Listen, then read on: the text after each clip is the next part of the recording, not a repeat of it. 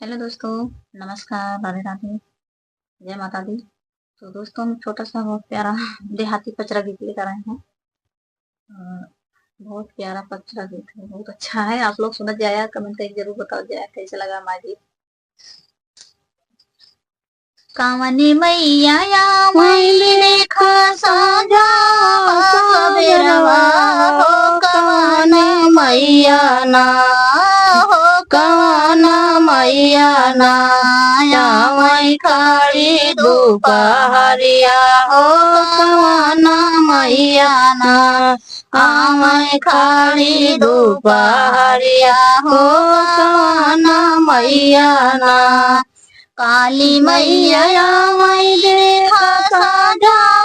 सबेरवा हो सीताला मैया ना हो सीताला मैया ना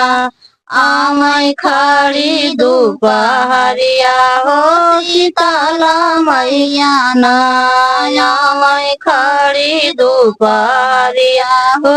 सीताला मैया ना कवनी मैया पैरई देखा लाले हरवा हो कवाने मैया ना हो कवाना मैया ना पहिराय पीला रंग पीतम्बर हो कवनी मैया ना पहिराय पिया पीतम्बर हो कवाने मैया ना काली मैया पैराई देखा लाले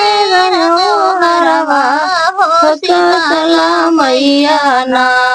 हो सीताला मैया ना पैराई पिया पीतम्बर हो सीताला मैया ना पैराई पिया पीतम्बर हो सीताला मैया ना कवनी मैया पूजब हम साजा सबेरवा हो कवाना मैया ना हो कवाना मैया ना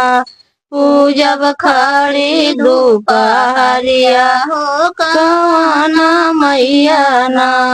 पूजब खड़ी दोपहरिया हो कवाना मैया ना काली मैया पूजब साजा सबेरवा हो सीताला मैया ना हो सीताला मैया ना पूजब खड़ी दोपहरिया हो सीताला मैया ना पूजब खड़ी दोपहरिया हो सीताला मैया ना कवनी मैया या मैं देखा साजा सबेरवा हो कवाने मैया ना हो कवाना मैया ना मैं खाड़ी दोपहरिया हो कवाना मैया ना मैं खाड़ी दोपहरिया हो कवाना मैया ना।